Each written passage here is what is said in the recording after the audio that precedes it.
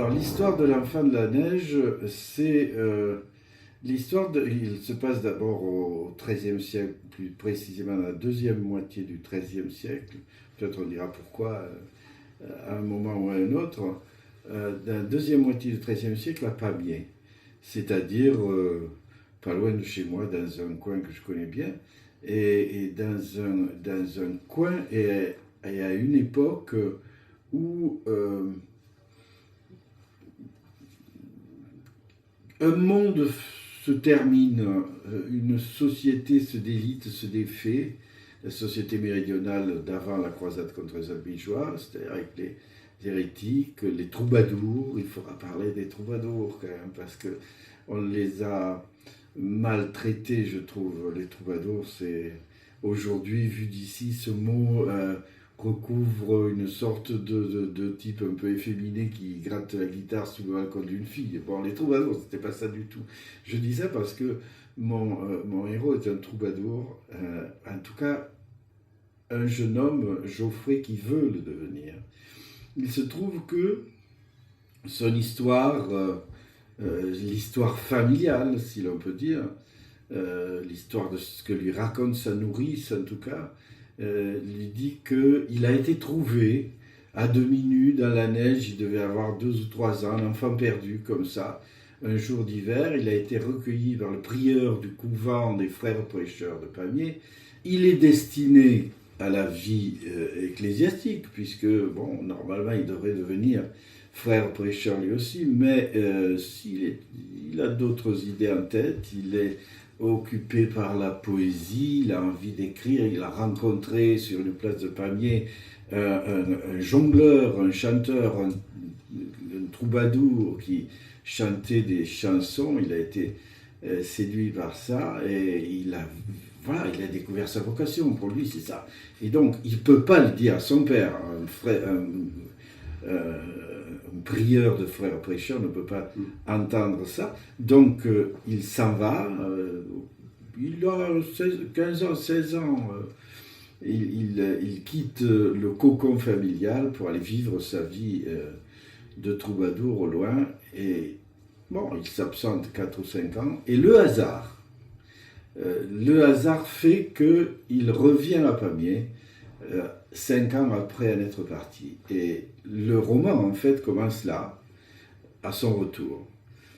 Et il va découvrir que sa vie, son passé, n'ont pas été du tout ce qu'on lui a dit. C'est-à-dire que les circonstances vont faire qu'il va être poussé à la quête de lui-même, de son identité.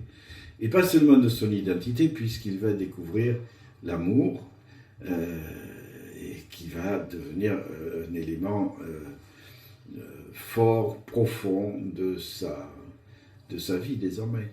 Alors moi, je suis fasciné par cette période-là, justement parce que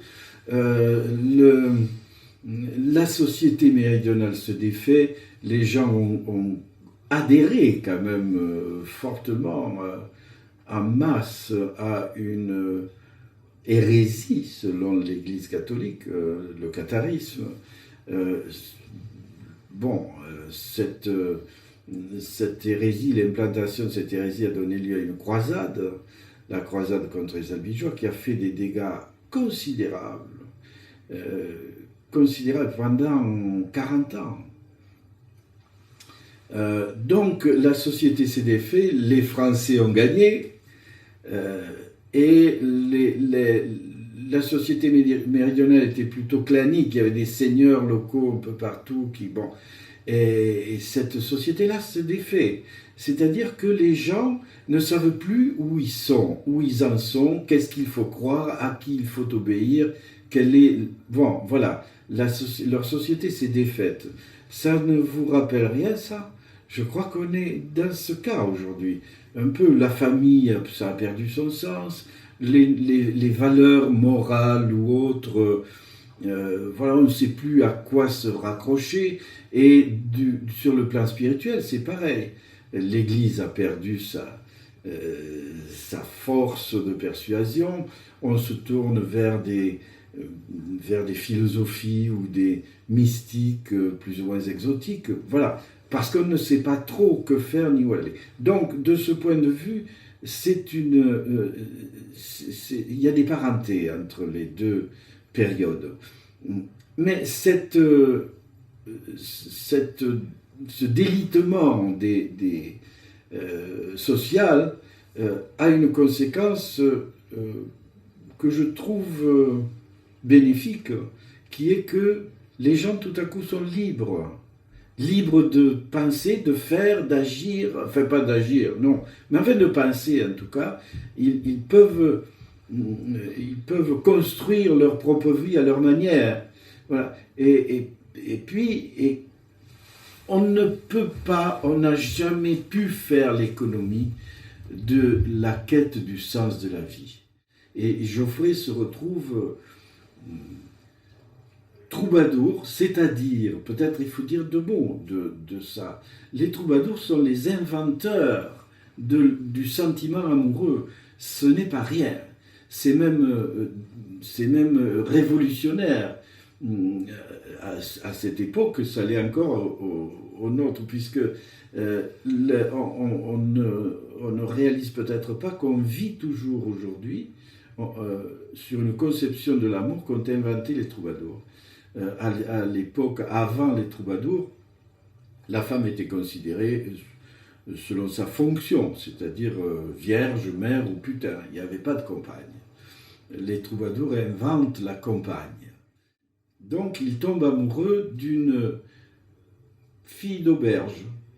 Mais cette fille d'auberge est une fille sans nom. C'est-à-dire une de ces... Il y en avait des gens comme ça à cette époque, où une enfant dans un village qui n'a pas de père, qui perd sa mère et qui devient l'enfant du village, mais qui, justement, n'a plus de nom, n'a plus de rien, de famille, rien. Et Geoffrey, lui aussi, est un enfant trouvé. Donc, ce sont deux êtres sans passé. Enfin, ils ont un passé, mais ils l'ignorent. Sans référence, en tout cas. Ils sont plantés là, en pleine nature, comme des fleurs sauvages. Il n'y a jamais eu de jardinier pour les cultiver. Voilà. Et ils se reconnaissent comme ça déjà. Ils se baptisent l'un l'autre d'une certaine manière, puisque la dame de référence de Geoffrey, quand il se veut troubadour, c'est la dame sans nom. Delphine, celle qu'il baptisera Delphine, puisqu'elle n'a pas de nom, est une fille sans nom.